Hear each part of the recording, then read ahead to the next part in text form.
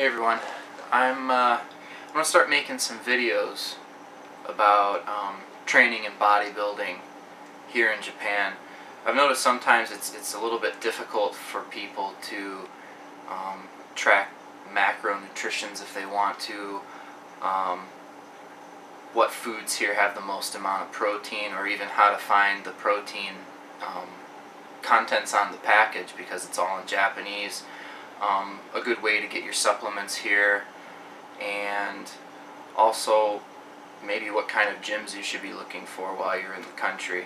I've been here 6 years, and I've recently started training about maybe 4 or 5 times a week with someone who's rather experienced. He was a PE teacher in New Zealand. His name's Josh, and up until I met him, I was doing a lot of cardio and using a lot of machines, but not really targeting muscle groups where I would see a lot of benefits. I was also using a lot of poor form and what I thought was correct until somebody actually looked at me and was able to correct me. And I've only been doing it probably for about 8 to 6 months, and I haven't really used that many supplements up until now. All I've really used is a whey protein. I've used, let's see, I'll show you my whey protein right here.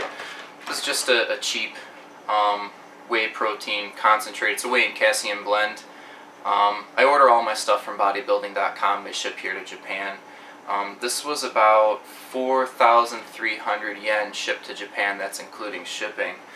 Another thing I used was amino acids, but the more research I do on these, I find that you don't really see any benefits out of using them. I mean, it's basically, from what I understand, like almost like a pre-digested protein, and some people just take it for convenience over anything else, but you're only getting about 4 grams of protein in taking a serving of 4 pills, while you get usually anywhere from 20 to 24 grams of protein when using a whey protein powder. So this will probably be the last time I order any other kinds of amino acid tablets. I'll just use it until it's gone.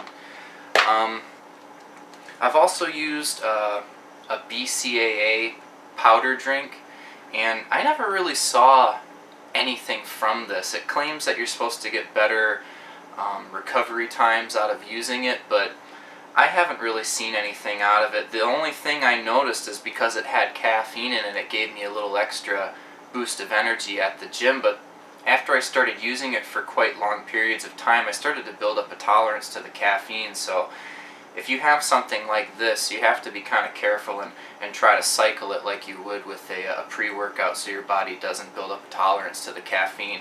I actually just pretty much use this now for a low-calorie drink. It tastes pretty good, and actually they stopped making it at bodybuilding.com, so I bought it on clearance for like, I think, $20 or something. Let's see, what else do I use? I have an omega-3. Just you know, you should get your EPA and DHAs. It's good for their anti-inflammatory properties and just overall well-being and health. I take a multivitamin just because sometimes macronutrition is a little bit harder in Japan, especially with things like iron. I'm actually taking a multi-mineral supplement as well that has iron in it, just because I wasn't getting my daily recommended dosage of iron, and I was starting to feel a little bit drowsy at times, a little bit of lack of energy at the gym. Iron actually helps your red blood cells transport oxygen. So red meat is not something that is eaten as much here as it is in the West, and red meat contains a lot of the iron that we get back home. And so here a lot of people eat fish and chicken too, but it just doesn't have the same iron content as red meat. So I try to take one of these supplements if I'm feeling, you know, kind of tired. Another one I take is vitamin D3. This is supposed to be, you know, good for your skin. It's got a lot of health benefits to it, but people say that you should take vitamin D3 because so many of us are deficient in it. And Some of the things I haven't started taking yet that I ordered, they actually just came in the mail the other day, are this is a Beast Amphetamine. After I'm done bulking a bit, I'm going to try to use this to cut some fat that I may have gained while doing a clean bulk. I'm not dirty bulking, I don't believe in that. But it's highly regarded on bodybuilding.com. It's supposed to be a pretty good product, but I won't use this right now. I'm going to wait until I'm finished with my bulk. This is D-aspartic acid right here. This is a amino acid that's been shown to increase testosterone levels of up to 33% after a 12-day cycle at 3 grams per serving per day. So I'll also try this later on, but I won't be doing a lot of my newer supplements until I am finished of taking a month's worth of creatine monohydrate. This is bodybuilding.com's own brand. It is extremely cheap. This was less than $15 for a whole kilogram, which was the best price I could find, and it actually is very highly rated on their website too, and it's micronized, meaning it's not as granulated like a sugar kind of consistency like regular monohydrate would be. This has more of the consistency of a white wheat flour, and I actually don't mix it. I just put it right in my mouth with the scooper, and usually take it with like a sports drink or something with some sugar in it.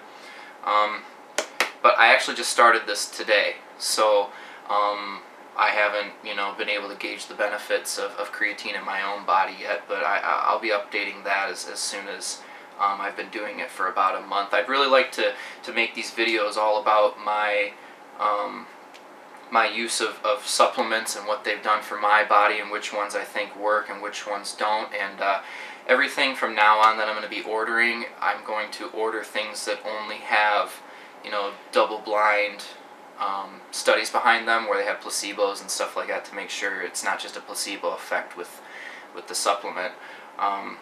This is tried and true right here, creatine monohydrate.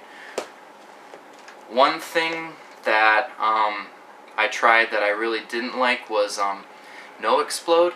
I know a lot of people take this as a pre-workout drink, but when I used it, it made me feel very, I guess tired is a way to put it. I felt kind of out of breath when I was using it. I didn't feel like I could do as many reps, especially on like a legs day. If I were to take it on a legs day, I really felt like I was almost at the point of passing out at times while taking it.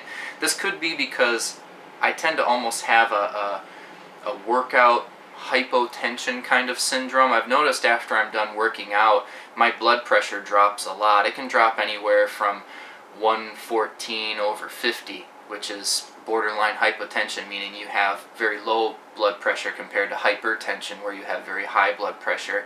If you have similar symptoms to me, I don't recommend you take this. It might be caused by the L-arginine, which is used to dilate your basically your veins, and